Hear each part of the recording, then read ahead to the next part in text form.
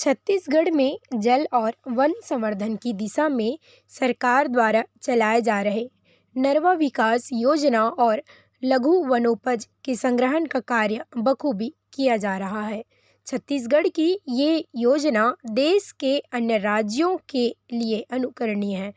उक्त बातें छत्तीसगढ़ के अध्ययन भ्रमण में पहुंचे भारतीय वन सेवा के 2014-15 बैच के अधिकारियों ने मुख्यमंत्री श्री भूपेश बघेल से मुलाकात के दौरान कही। भ्रमण दल में देश के 15 राज्यों से भारतीय वन सेवा के 32 अधिकारियों ने शुक्रवार की शाम मुख्यमंत्री निवास कार्यालय में मुख्यमंत्री श्री भूपेश बघेल से 2 दिवसीय भ्रमण के बाद अपने अनुभव साझा किए। इस दौरान मुख्यमंत्री श्री भूपेश बघेल ने कहा कि छत्तीसगढ़ वनों के मामले में समृद्ध राज्य है। यहाँ वनों के साथ साथ वनों पर आश्रित आदिवासियों वनवासियों के विकास के लिए नवाचार का प्रयोग करते हुए कई योजनाओं का बेहतर ढंग से क्रियान्वयन किया जा रहा है। इसी तारतम्य में राज्य सरकार की महत्वाकांक्षी नरवा विकास योजना की सराहना देश के अन्य राज्यों में भी होने लगी है। यह योजना वनांचल में भूजल संरक्षण के साथ साथ लोगों की आजीविका और आय संवर्धन में महत्वपूर्ण साबित हो रही है। मुख्यमंत्री श्री बघेल ने कहा कि जंगलों के संवर्धन और संरक्षण के लिए जरूरी है कि हम इमारती लकड़ी ही नहीं बल्कि वर्तमान दौर में फलदार वृक्षों के रोपण को भी अधिक से अधिक बढ़ावा दें। इससे वनवासियों का आजीविका संवर्धन तो होगा ही साथ वन्य प्राणियों के भोजन और रहवास की सुविधा भी उपलब्ध होगी। उन्होंने राज्य में वनों के विकास के क्रम में संचालित नरवा विकास योजना का विशेष रूप से जिक्र किया। उन्होंने बताया कि छत्तीसगढ़ में नवाचार का प्रयोग करते हुए भूजल संरक्षण के लिए नरवा विकास योजना को लागू कर इसका बेहतर ढंग से क्रियान्वयन जारी है। इसके तहत 8,000 नरवा को पुनर्जीवित करने के लिए वृहद स्तर पर कार्य किए जा रहे हैं। इनमें से अब तक वनांचल के 6,395 नरवा को पुनर्जीवित तथा जीर्णोद्धार किया जा चुका है। इनके क्रियान्वयन से राज्य में लगभग 23 लाख हेक्टेयर रकबा को भू उपचार का लाभ मिलेगा।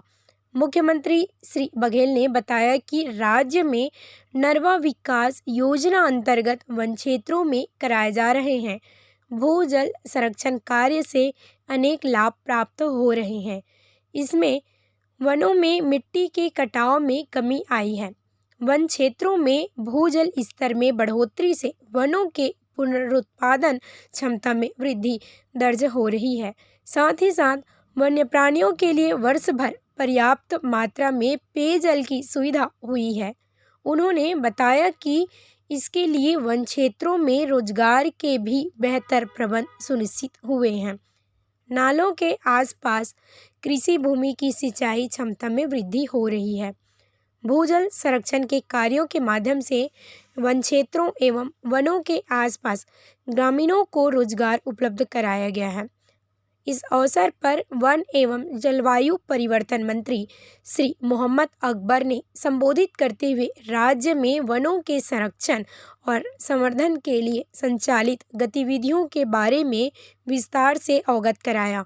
उन्होंने इस दौरान विशेषकर वर्तमान सरकार द्वारा वनवासियों के हित में संचालित लघु वनोपजों के संग्रहण कार्य और नरवा विकास आदि योजनाओं के बारे में जिक्र किया।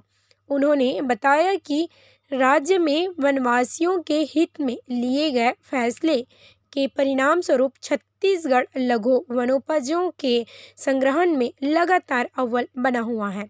यहाँ देश का 74% लघु वनोपजों का संग्रहण हो रहा है। कार्यक्रम को मुख्यमंत्री के सलाहकार श्री प्रदीप शर्मा, अध्यक्ष जैव विविधता बोर्ड श्री राकेश चतुर्वेदी, मुख्य कार्यपालन अधिकारी कैंपस श्री वी श्रीनिवास राव ने भी संबोधित किया। भारतीय वन सेवा के अधिकारियों ने साझा किए अनुभव। गुजरात के श्री अग्निश्वर व्यास ने अपने अनुभव साझा करते हुए बताया कि वह 2 दिवसीय प्रवास पर छत्तीसगढ़ आए हैं। उन्होंने कहा, हमारी टीम ने छत्तीसगढ़ के धमतरी जिले में स्थित नरवा विकास योजना के तहत पंपार नाला का भ्रमण किया तथा नरवा पुनर्जीवन का कार्य देखा। उन्होंने राज्य में संचालित योजना की सराहना करते हुए कहा कि इस योजना का क्रियान्वयन जीआईएस पद्धति से डीपीआर तैयार कर क्रियान्वित किया गया है। इसी तरह ओडिशा की सुश्री पूर्णिमा पी ने बताया कि पंपार नाला में स्थित विभिन्न संरचनाओं एनआरएम इंजीनियर द्वारा जीआईएस पद्धति का उपयोग कर विभिन्न संरचनाओं का स्थल चयन अत्यंत सटीक था एवं गुणवत्ता उत्तम है। उन्होंने कहा कि जिसके कारण परिणाम 2 वर्ष में ही दिखने लगा है। वन क्षेत्र में पुनरुत्पादन में बढ़ोतरी देखी जा रही है। हिमाचल प्रदेश की श्रीमती सुवीना ठाकुर ने बताया कि छत्तीसगढ़ में लघु वनोपज संग्रहण प्रसंस्करण के क्षेत्र में कार्य देखा गया। इस दौरान धमतरी स्थित दुगली प्रसंस्करण केंद्र का भ्रमण किया एवं देखा कि कैसे स्वसहायता समूह के महिलाओं द्वारा कार्य किया जा रहा है और उन्हें लगातार रोजगार मिल रहा है, जो कि महिला सशक्तिकरण का एक बहुत अच्छा उदाहरण है। मणिपुर के श्री सर्नगम एस ने प्रस्तुतिकरण के दौरान बताया कि कैसे छत्तीसगढ़ में 13 लाख हेक्टेयर वन क्षेत्र को वन संसाधन अधिकार प्रदत्त कर ग्राम पंचायतों को प्रबंधन हेतु सौंपा गया है। छत्तीसगढ़ राज्य में भारतीय वन सेवा के एक टीम आई है जो पिछले 2 दिनों से यहाँ पर जो नूतन प्रयास किए गए हैं फॉरेस्ट डिपार्टमेंट के द्वारा अलग अलग क्षेत्रों में जो सॉइल मॉइस्चर कंजर्वेशन और माइनर फॉरेस्ट प्रोड्यूस हैं उससे रिलेटेड जो भी प्रोडक्शंस और जो नए प्रयोग किए गए हैं उसे देखने के लिए समझने के लिए लगभग 15 राज्यों से 32 सदस्यीय एक टीम आई है और आज उसी क्रम में हम लोगों ने माननीय मुख्यमंत्री जी के द्वारा मुलाकात किया और जो भी हमारा अनुभव रहा वो काफ़ी अच्छा है और ये एक प्रेरणा स्रोत है और पूरे इंडिया में हम लोग अलग अलग जगह पे किसी न किसी ट्रेनिंग सेशन में जाते हैं तो इस तरह का कार्य कहीं भी नहीं किया गया है और ये पूरे देश के लिए एक मिसाल है और ज़्यादा से ज़्यादा जो ट्रेनी ऑफिसर्स हैं उसके अलावा जो दूसरे स्टेट्स के भी अफसर हैं वो काफ़ी संतुष्ट थे इस टूर से और वो भविष्य में अपने स्टेट में भी ऐसा कार्य करना चाहेंगे। तो मैं शुभकामना देना चाहूँगा यहाँ के जो अधिकारी हैं और जो इच्छा शक्ति है, राजनीतिक इच्छा शक्ति है जिसके कारण ये अनूठा कार्यक्रम यहाँ कार्य किया जा रहा है। धन्यवाद। नमस्कार, मेरा नाम अग्निश्वर व्यास है।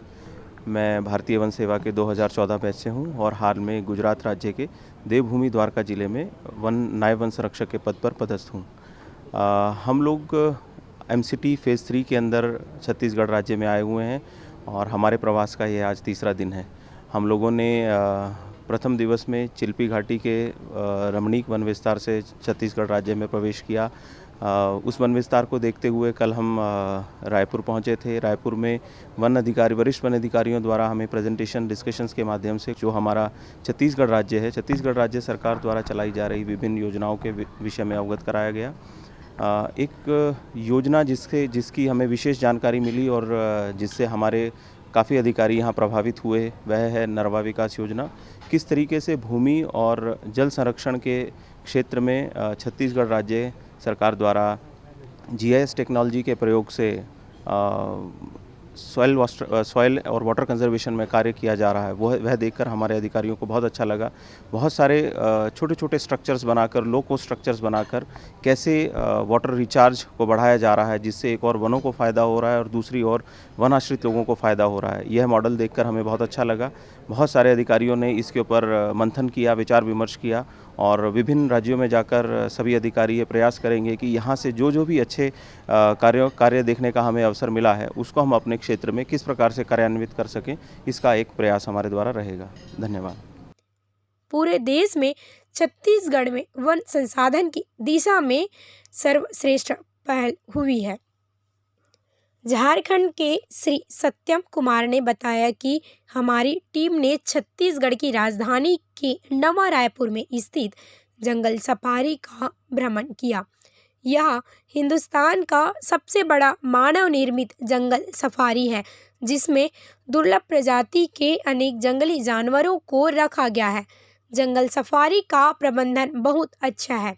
इसी तरह तेलंगाना के श्री प्रदीप कुमार सेठी ने बताया कि हमने छत्तीसगढ़ का नाम नक्सल प्रभावित क्षेत्र के नाम से सुना था, परंतु यहाँ आने के बाद प्रस्तुतिकरण में पाया गया कि यहाँ अनेक पर्यटन स्थल मौजूद हैं जो कि मन मोह लेने वाली दिखाई दी, जैसे चित्रकूट का वाटरफॉल, तीरथगढ़ का जलप्रपात। अतः भविष्य में जब भी मुझे कहीं भ्रमण करने का मौका मिलेगा तो मैं छत्तीसगढ़ में दोबारा जरूर आना चाहूँगा।